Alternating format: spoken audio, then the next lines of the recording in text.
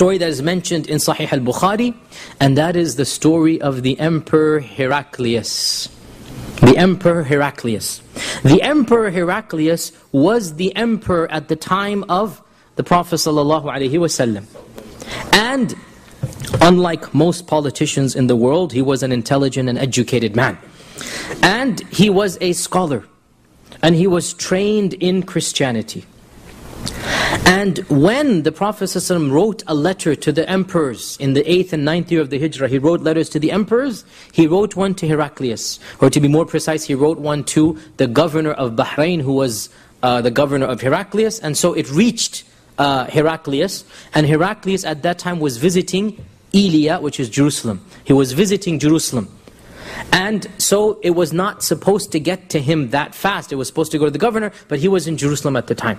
So when he read the letter, and the letter says that this is from Muhammad Rasulullah, Emperor of Rome, Aslim tuslim, accept Islam, you'll be safe.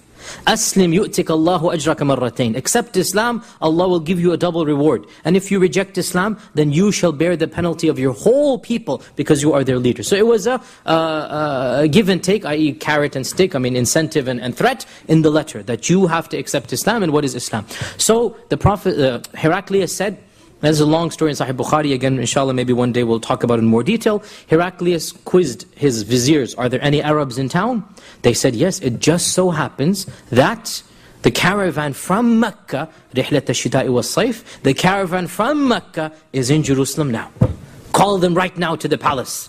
Now, this is a trading caravan. You can imagine the souq and the emperor's palace, they're not thinking they're going to come to the palace. Immediately the Roman guards come to the souq and they march with the Quraysh to the palace. They're trembling. What did we do? What happened? And lo and behold, it is none other than Abu Sufyan. So Abu Sufyan gets to meet the emperor of Rome. And Heraclius and Abu Sufyan have a long conversation which was recorded in Bukhari. Maybe inshallah we'll talk about it maybe next week or the week after that. And at the end, Heraclius, after quizzing him, tells him that if what you tell me is true, then this is the prophet that our scriptures have predicted. Pause here. There is no prediction in the current New Testament.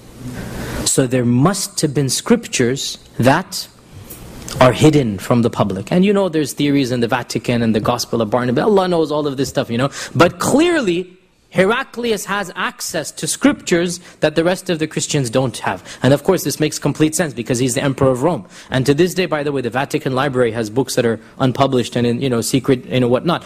And so Heraclius says, this is the prophet that has been predicted, and I knew he was coming, but it never occurred that he would be from your race. I thought he would come from the Jews. It never occurred that he would be from your race. I didn't think he'd come from the Arabs. And Heraclius wrote to his confidant, who was a bishop, one of the highest bishops, but we don't know his name, unfortunately, or else I wish we could look him up. We don't know his name. It just says he wrote to one of the bishops of Rome, who was on the same wavelength as him. And the bishop confirmed, yes, he meets all of the signs. Yet Heraclius did not accept Islam because he realized if he accepted Islam, then he'd have to give up being the emperor. And when you're the most powerful man on earth, then it's too tempting. And Heraclius refused to accept Islam because he could not give up being the emperor of Rome in order to submit himself to Allah subhanahu wa ta'ala, and therefore he died upon his faith.